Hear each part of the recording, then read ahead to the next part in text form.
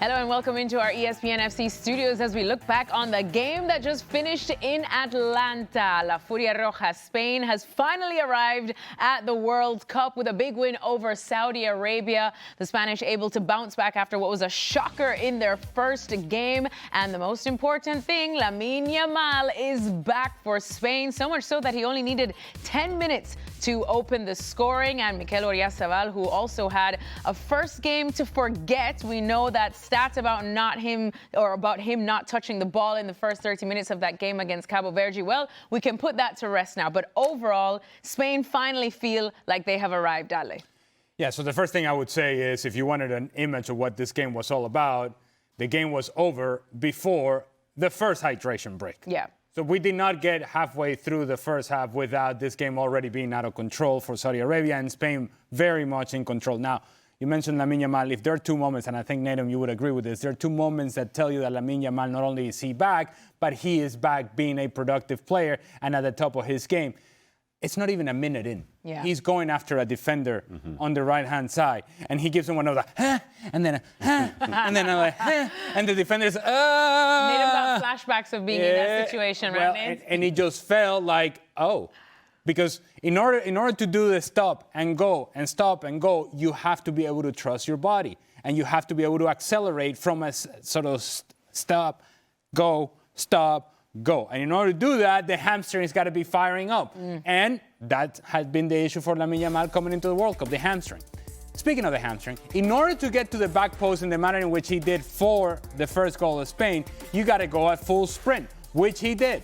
So you got to fire up the hamstring, and there was no issue there either. When you see those two things and you see how influential he is in the game for Spain, then you know that Saudi Arabia was in trouble, and therefore everybody else in this tournament may potentially be in trouble. He was very good today for the 45 minutes that he was on the field.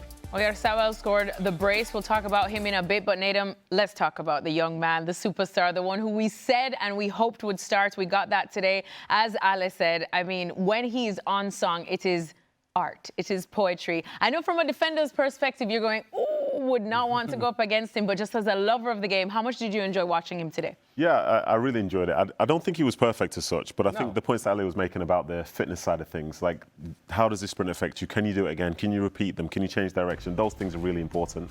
I think some of the other stuff in terms of his shots and so on weren't as clean as you would like. But I think whenever he got the ball, you could hear the noise raise in that stadium. That's how significant he is, not just to Spain, but just football in general. So when I'm watching him and seeing the way he's doing it, you're almost in some ways trying to figure out, like, what's his pattern, what's his trend? Does he come inside? Does he do this? Does he go down line? Does he do that? Well, he does everything. You know, and that's one of the things that makes him so, so good. And I think the point you made about the goal, if he's going to be a player that also goes and crashes the back post, there's probably 10 a season extra for him in there. And to be doing that at 18 is incredible. He's a great player. Obviously, today there was a lot more with Spain that we can talk about. Good to see Oyarzabal like having an impact after everyone was talking about no touches. Well, how about some goals? But yeah, to watch that 18-year-old is still an absolute privilege. Well, let's talk about Oyarzabal, because we know that he did have a first 30 minutes of the last game to forget, kind of became a butt of the jokes, wondering what is going on with Spain. But today he came up big, Ale.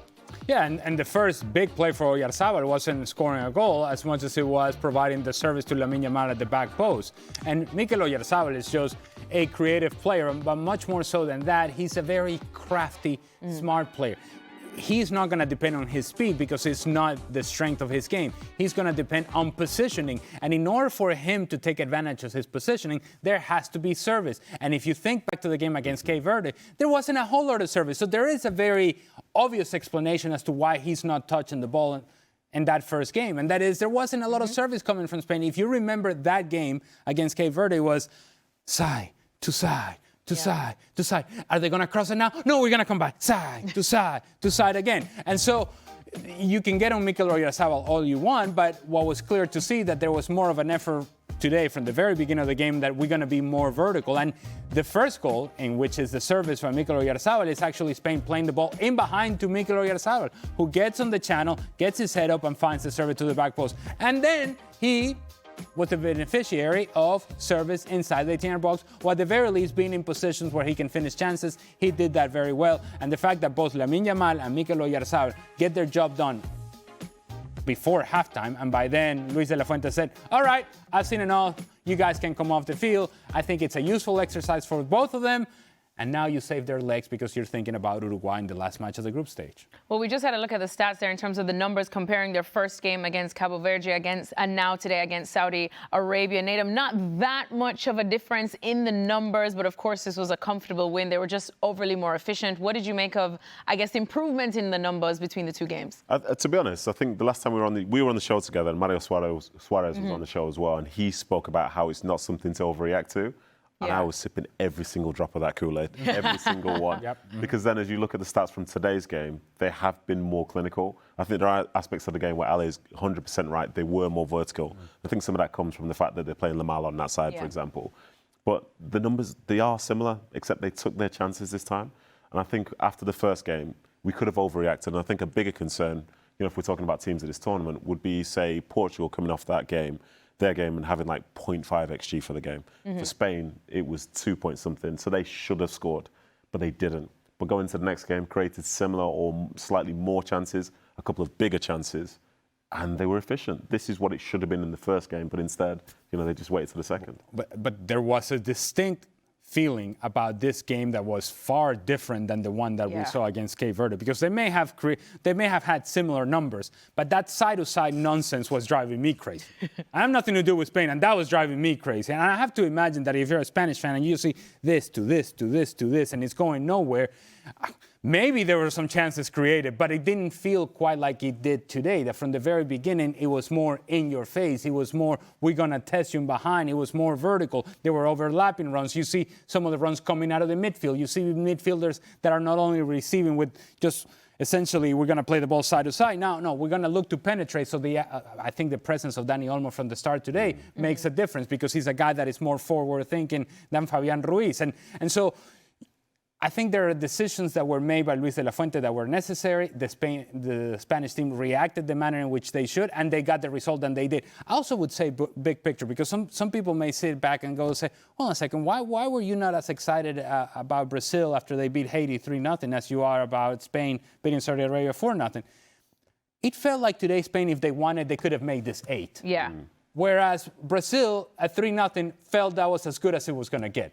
So the potential for Spain to continue to get better is there in this tournament, where I don't get the same sense with Brazil.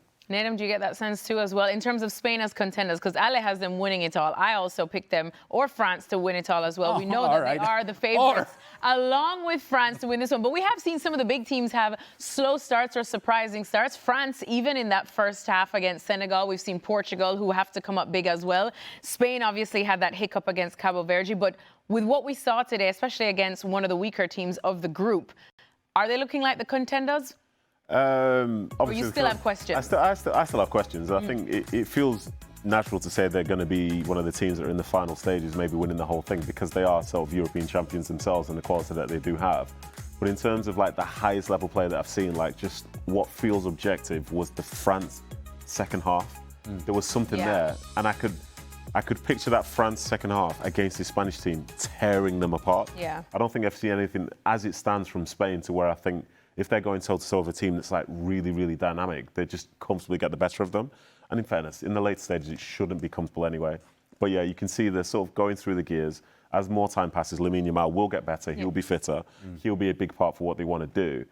But they haven't really so far been tested in a manner which we would have, which other teams have done. Because that France win, again, was against Senegal, who are a really good side. And still, if you think about what Spain is going to be in this tournament and where they're going to be in the bracket, you still have to do something against Uruguay. Yes. And they would have loved to have come to this game against Uruguay, the third match in the group stage, with everything resolved. Well, everything is not resolved for Spain. And depending on what Uruguay does against Cabo Verde, which we assume Uruguay beats Cabo Verde, then wait a minute. Does that mean that we have to beat Uruguay? And it makes for that game to be unnecessarily stressful, but it also forces Spain to put a lot of emphasis on winning that match, because it's theoretically it sets you up for success as to where you are in the bracket. You want to finish first in the group. All things being equal, that's where you want to be. So there's going to be a lot more stress on this Uruguay match than Luis de la Fuente and Spain would have wanted, but that's the reality they got themselves into by drawing against Cape Verde. Exactly. Now, before we close things out, though, just a quick look ahead then to now this Uruguay game against Cabo Verde, because Uruguay also, you could say, surprised us with their draw with Saudi Arabia. They probably will be feeling a little bit of the heat, too, going into this match now tonight, wondering, no way, could they again? Could they again? So, Nedum, what do you see happening? I'm not the common ball expert, but I'm still somebody that believes that they should be winning this game. Uruguay, they should be winning this game, obviously.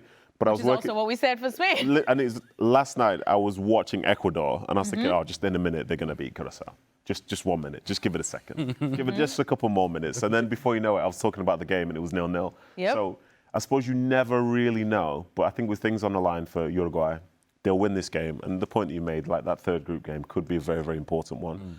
But that's only going to be the case if they win today. And I think the motivation to do that will probably get them over the line. Well, Ale is our common ball expert. Uruguay, surely, Ale. That's what I mean. I feel humbled. Surely, to be in his presence, of course. This is Uruguay all the time, all day, every day. And this whole idea of Cape Verde being able to hold off yet another team for 90 minutes. No, Bielsa too. Don't talk to me about Bocinha again. All these things come to an end today for Cape Verde. Look, it's a great story. It's a cute story. But the fact that Spain drew against Cape Verde, as much as it is a story about Cape Verde, it's embarrassing for Spain. And it would be just as embarrassing for Uruguay. Uruguay will win this match. They'll make it competitive, as they always do, because apparently Uruguay can't feel comfortable just winning a game 3-0. No. It will be unnecessarily stressful. But in the end, Uruguay are able to win this match and then set up this matchup against Spain in which the group will be decided. Interesting match indeed. It would all come down potentially to Spain against Uruguay, and we know that that is indeed a heavyweight battle. Right, that's it for this edition of ESPN FC Live. Remember, the show is later on tonight, where the boys and everyone will be looking back at all of the day's play. You can find that on ESPN+.